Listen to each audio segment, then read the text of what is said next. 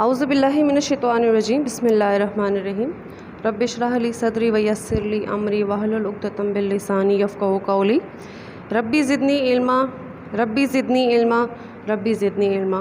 अस्सलामु अलैकुम। मैं आप लोगों की इस्लामियात की टीचर हूँ और ये आप लोगों का जून के महीने का इस्लामियात का दूसरा लेक्चर है। प्रीवियस लेक्चर्स में मैंने आपको सूरह अलम नशरा कराई थी, सबक अल्लाह ताला पर ईमान, सबक नमाज और सुलह हुदैबिया का सफ़ा नंबर 31 और 32 में सुलह हुदैबिया और उसके वाक़यात पढ़ाए थे। आज हम जुमा शिशम का सबक सुलह हुदैबिया का सफ़ा नंबर 32 और 33 की पढ़ाई प्लस वजाहत करेंगे। उसमें हम पैराग्राफ पढ़ेंगे बैतुल्लाह का, ठीक है।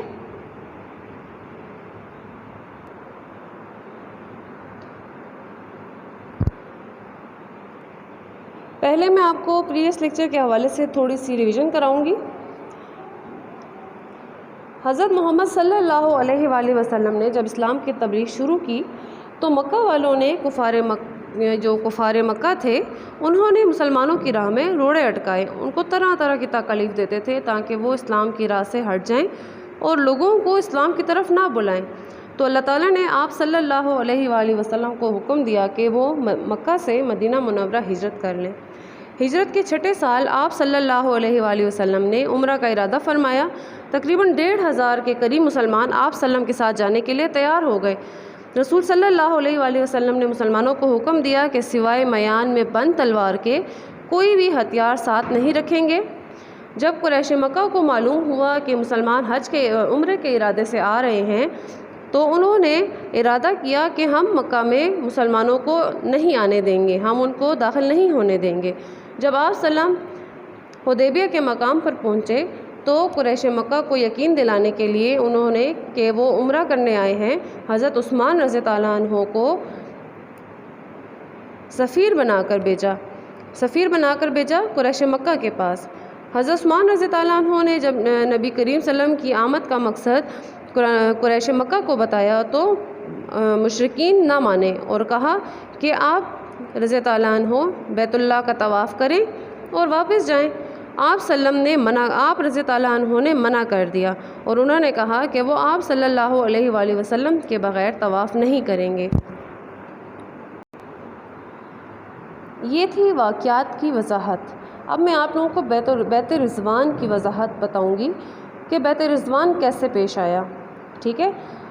जब मुशरिकीन मक्का ने हज़रत उस्मान रज़ी अल्लाह अन्हु को मना किया कि वो यहाँ उम्रा नहीं कर सकते हैं, मतलब उनको कहा कि आप तवाफ़ करें और आप जाएं, लेकिन जब हज़रत उस्मान रज़ी अल्लाह अन्हु ने मना किया कि वो तवाफ़ हज़रत मोहम्मद सल्लल्लाहु अलैहि वसल्लम के बग़ैर नहीं करेंगे तो मुशरिकीन मक्का ने हज़रत उस्मान रज़ी अल्लाह अन्हु को अपने पास मक्का मुअज़्ज़मा में रोक लिया और नबी करीम सल्लल्लाहु अलैहि वसल्लम तक जब ये अफ़वाह पहुँची, अफ़वाह इस बात को कहते हैं जिसमें कोई सच्चाई ना हो, यानी उड़ती हुई खबर हो।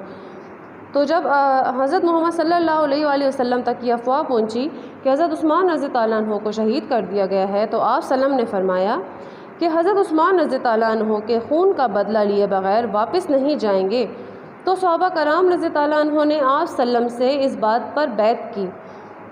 तो सहाबा कराम ने क्या किया, आप सल्लम से इस बात पर बैत की कि हम कभी मैदान जंग से नहीं भागेंगे, जंग जीतेंगे या शहीद हो जाएंगे।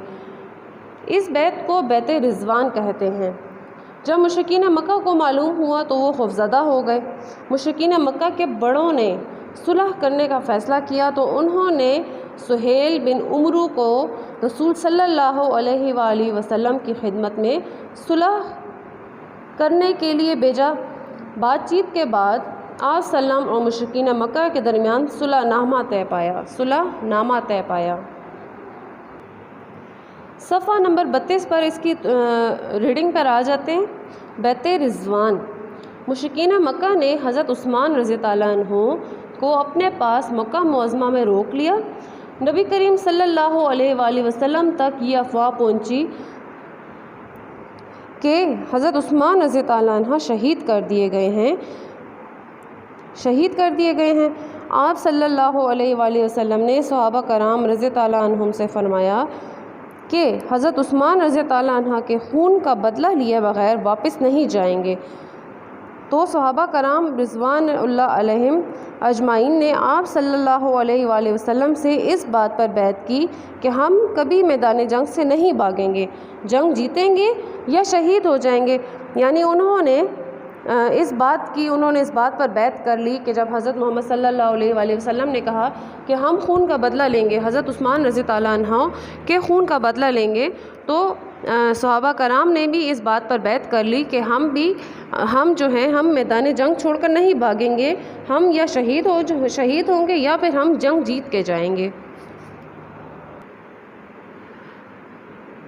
صفحہ نمبر 33 پر آ جائیں۔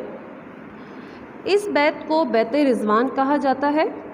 اس بیعت پر اللہ تعالیٰ نے اپنی رضا اور خوشنودی کا اظہار فرمایا۔ خوشنودی خوشی کو کہتے ہیں، خوشی کا اظہار فرمایا، جس کا ذکر قرآن مجید میں موجود ہے۔ ارشاد باری تعالیٰ ہے لَقَدْ رَضِيَ اللَّهُ عَنِ الْمُؤْمِنِينَ إِذْ يُبَايِعُونَكَ تَحْتَ الشَّجَرَةِ فَعَلِمَ مَا فِي قُلُوبِهِمْ فَأَنزَلَ السَّكِينَةَ عَلَيْهِمْ وَأَصَابَهُمْ فَتْحًا قَرِيبًا وَمَغَانِمَ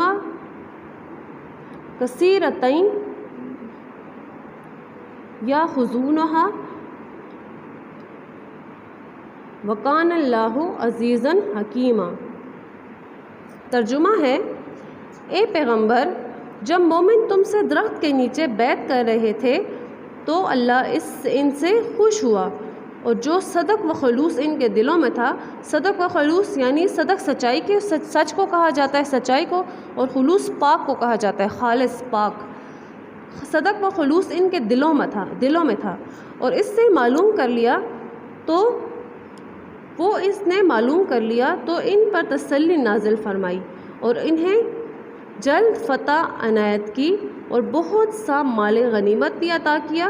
وہ عنقریب پائیں گے، عنقریب یعنی بہت جلد، اور اللہ تعالیٰ غالب حکمت والا ہے۔ جب مشرکین مکہ کو اس بیعت کا علم ہوا تو وہ خوفزدہ ہو گئے اور ان کے بڑوں نے صلح کرنے کا مشورہ دیا۔ چنانچہ انہوں نے سہیل بن عمرو کو رسول صلی اللہ علیہ وآلہ وسلم کی خدمت میں صلح کی بات چیت کے لیے بھیجا۔ گفت و شنید بات چیت کو ہی کہتے ہیں۔ گفت و شنید کے بعد نبی کریم صلی اللہ علیہ وآلہ وسلم اور مشرکین مکہ کے درمیان صلح نامہ طے پایا۔ صلح نامہ کون سا؟ صلح حدیبیہ۔ صلح حدیبیہ جو ہے اس صلح نامہ کو کہا جاتا ہے۔ اس لیکچر میں نے آپ کو بیعت رضوان پڑھایا، سمجھایا، ٹھیک ہے، وضاحت کے ساتھ۔ امید کرتی ہوں آپ کو سمجھ آئی ہوگی۔ آپ کو جو جون کا ٹاسک دیا جائے گا، جو آپ اسکول سے آ کے لے کے جا رہے ہیں، آپ کو اس ویڈیو کے ذریعے آپ کو وہ کرنے میں آسانی ہوگی، ٹھیک ہے۔ چلیں ٹھیک ہے، میں آپ کو نیکسٹ لیکچر میں ملتی ہوں۔ اللہ حافظ۔